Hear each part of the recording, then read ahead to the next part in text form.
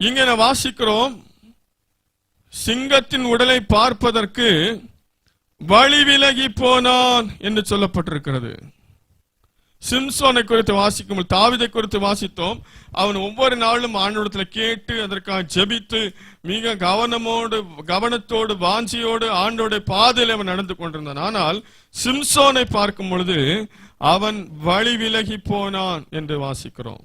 சிம்சோன் வழி விலகி போனதுனாலதான் அந்த தேன் கூட்டை எடுத்து அவன் சாப்பிட நேர்ந்தது, அவன் தீட்டுப்பட நேர்ந்தது. ஆண்டவர் கொடுத்த அந்த கட்டளையிலிருந்து அவன் விலகி வாழ அது ஒரு காரியமாய் மாறிவிட்டது. வழி விலகி போனான் என்று எழுதப்பட்டிருக்கிறது.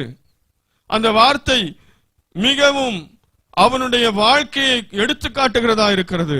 ஆண்டவர் நியமித்த பாதையிலிருந்து விலகி ஓடுகிற அனுபவம். ஆண்டவர் சிம்சோனுக்கு என்று ஒரு வழியை நியமித்து வைத்திருந்தார். அந்த சிம்சோன் இதுதான் சாப்பிடணும், இதுதான் அவனுடைய ஆகாரம், இப்படிதான் நடக்கணும், இதெல்லாம் செய்யக்கூடாது என்று சொல்லி சில காரியங்களை நியமித்து வைத்திருந்தார். ஆனா அந்த நியமத்திற்கு மாற்றாக சிம்சோன் வழி விலகி போக ஆரம்பித்தான். அதிலிருந்து அவனுடைய வாழ்க்கையில பல நேரத்தில் ஆண்டோட வழியை விட்டு அவன் விலகி போய் கடைசியில் அவனுடைய வாழ்க்கையை பார்க்கும் பொழுது அவனுடைய கண்கள் பிடுங்கப்பட்டவனாய், சங்கிலிகளால் கட்டப்பட்டவனாய், பெலிஸ்தருக்கு அடிமையாய், மாவரைக்கிறவனாய், அவர்களுக்கு இவன் ஒரு கூத்தாடியை போல மாறிவிட்டான்.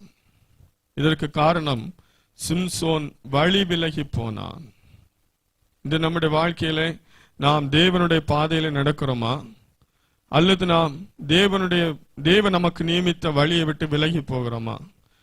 தாவீது கர்த்தருடைய பாதையிலே நடந்தான், தீர்க்காயுசை பெற்றுக்கொண்டான், ஆசீர்வாதங்களை பெற்றுக்கொண்டான்.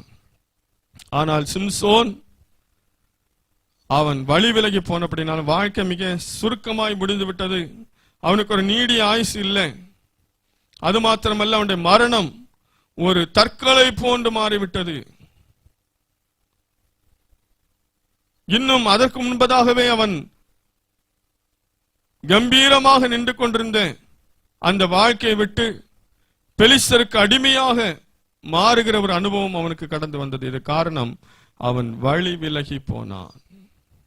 நம்முடைய வாழ்க்கையில நாம் எப்படி வாழ்ந்து கொண்டிருக்கிறோம்?